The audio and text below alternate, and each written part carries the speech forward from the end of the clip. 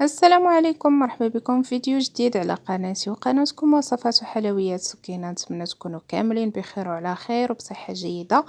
اليوم في هذا الفيديو غنحضر معاكم واحد الكيكة اللي كتجي خطيرة، كتجي رائعة جدا. كيكة ديال الشوكولاتة غرقانة صوص، ومني كنقول غرقانة راها بصح غرقانة بواحد الصوص اللي لذيذ بزاف معلك. وهانتوما كتشوفوا القوام ديال الكيكه كيف كيجي، كتجي خفيفه ومعلكه. ضروري ضروري البنات تجربوها، راها لذيذه ومقاديرها جد بسيطه، واخا تشوفوها هكا راه ما فيهاش المقادير بزاف وسهله التحضير. ضروري البنات تجربوها، انا متاكده غادي تعجبكم، راها لذيذه بزاف. نخليكم مع بقيه الفيديو تشوفوا المقادير والطريقه، وما تنسوش تخليو لايك تحت الفيديو الى عجبكم، واشتركوا في القناة وفعلوا الجرس باش دائما يوصلكم الجديد. ونبداو في التحضير ديال الكيك ديالنا. المهم اول حاجه غنبدا بالكريمه، هي الاولى غادي نوجدها حيت خاصها تبرد. غنحتاج فيها 2 المعالق ديال النشا، انا وريتكم داك النشا اللي استعملت. 2 المعالق كبار ديال الفورص، 2 المعالق كبار ديال السنيده، 2 ساشيات ديال الكاكاو، ونص لتر ديال الحليب. صافي هادشي اللي استعملت.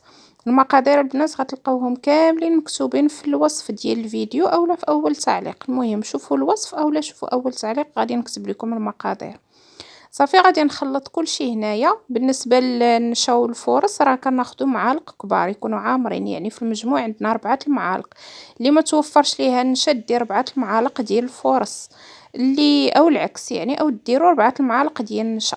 المهم انا خلطتهم وصافي. كنخلط هنايا كيف شفتوا، زدت واحد الكميه بسيطه ديال الحليب، وكنحاول نطرب دوك المقادير مزيان. داك الدقيق والنشا كنبقى نطربهم مزيان حتى ما كتبقى فيه حتى كويره، حتى كيولي داك الخليط سائل وما فيه حتى شي حبيبات ديال الدقيق. عاد كنزيد الكميه المتبقيه ديال الحليب صافي، وكنجيبها هنايا فوق البوطه على عافيه مهيله. كنبقى كنحرك حتى كطلع فيها الغليه. ديما انا مستمره في التحريك حتى كطلع الغليه، وكنزيد معلقه كبيره ديال الزبده كيف ما شفتوا، وتنخلط حتى كتذوب ليا ديك الزبده. هنا صافي راه زدت الزبده وحيدتها من فوق البوطه، وكنحرك حتى كتذوب ديك الزبده. تقدروا تضيفوا حتى قطع ديال الشوكولاته السوداء، انا البنات ما توفرتش ليا.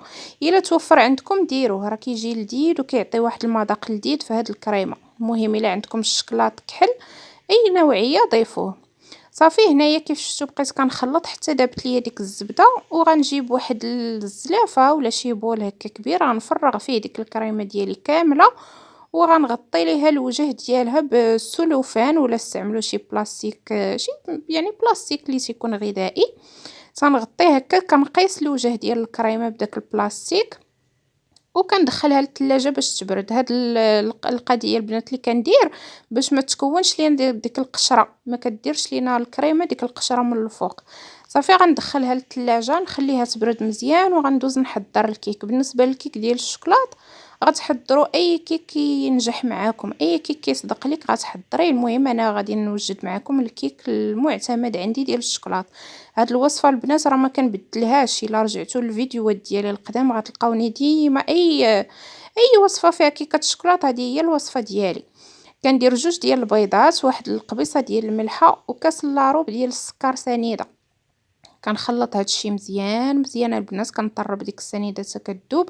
وكيف ما قلت لكم المقادير غتلقاوهم كاملين مكتوبين في صندوق الوصف اولا في اول تعليق. المهم غالبا كنكتبهم في صندوق الوصف. صافي زدت هنايا كاس لاروب ديال الحليب كيف شفتوا معايا.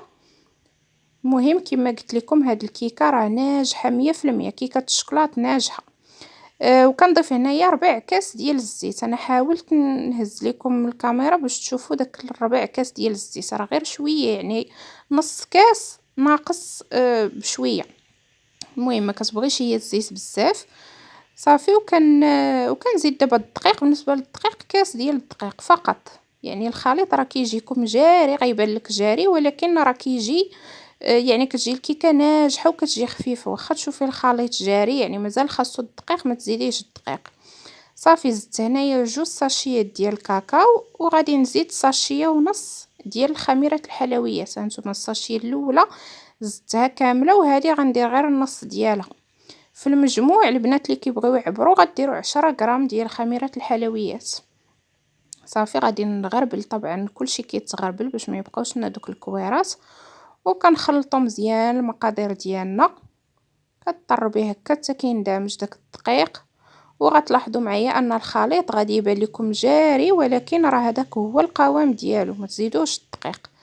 يعني في حاله الا مثلا بان لك جاري بزاف تقدري تزيدي معلقه، ما تفوتيهاش، لان غير على حسب الدقيق كاين اللي كيكون ما كيشربش، اولا على حسب الحجم ديال البيض الا كان كبير. المهم عندي كاس ديال الدقيق، ممكن تضيفي معلقه في حاله بان لك الخليط جاري بزاف. ولكن ها نتوما كتشوفوا القوام راه اصلا هو كيجي خفيف هذا الكيك، ما كيجيش ثقيل. صافي جبت هنايا واحد الاناء. المهم انا درتها في هذا المول هذا. من الافضل ديروا شي مول ديال الزاج، لان ديك الكريمه ملي غتوزعوها يعني غتقدموا الكيك ديالكم في نفس المول، لان الكريمه كتجي سايحه. ودخلت الكيك ديالي الفران حتى طاب، راه دغيا كيطيب البنات 10 دقائق مشعول من التحت حتى كيطيب، وكتزيدي واحد 5 دقائق من الفوق صافي وكيكون موجود.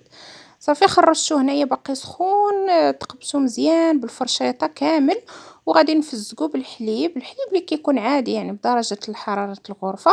كتفزقوه مزيان وراه كيشرب حيت كيكون مازال سخون. المهم يعني سقيوه مزيان باش يجيكم معلك ويجي هكاك فازق من الوسط وخفيف. صافي وفي هذه الاثناء مشيت جبت هذيك الكريمه اللي وجدت معكم في الاول، كانت في الثلاجه بردات، وغادي نميكسيها مزيان. غادي نطحنها هكا بهذا الميكسور ديال اليد. الا ما عندكمش ديروا الخلاط العادي يعني داك المولينكس، اولا خذوا داك الطراب الكهربائي وبقاو طربوها مزيان حتى كتولي بهذا القوام هذا كتشوفوا معايا. كيجي القوام ديالها رائع البنات، هكا كتجي كريميه وكتجي سايحه. عرفتوا البنات واحد الكريمه خطيره كتجي هاد الطريقه هذه، يعني كنخليو الكريمه حتى تبرد وكنميكسيوها كتجي خطيره، كتعطي واحد القوام زوين، وحتى المذاق البنات رائع. وكيف قلت لكم الا عندكم الشكلاط زيدوه ليها فاش تكون مازال سخونه، راه كيزيد كيعطيها واحد البنه واحد اللذه. وهنا كيف شفتوا خليت الكيك ديالي حتى شربات داك الحليب مزيان باش سقيتها وبدات شويه كتبرد، وغنوزع عليها الكريمه من الفوق بطريقه عشوائيه كيف ما بغيتو. وبالنسبه للتزيين فكنت صراحه باغا نزينها بالشوكولاط الاسود، ولكن ما توفرش ليا، نسيت ما تقديتوش. فكان عندي واحد الطريف ديال الشوكولاط الابيض في الثلاجه، هو باش زينتها حكيتو عليه هكا من الفوق، وانتم راه غادي تزينوا بداك الشيء اللي متوفر عندكم. وهذه هي الكيكه ديالنا البنات اللي شاركت معكم اليوم، نتمنى تكون عجباتكم، وضروري البنات تجربوها راه كتجي لذيذه بزاف، خاصه عشاق الشوكولاته راه غتحماقوا عليها وغادي تعجبكم. نتمنى تجربوها ان شاء الله. ما تنسوش تخليو ليا جيم تحت الفيديو واشتركوا في القناه، ونخليكم في امان الله.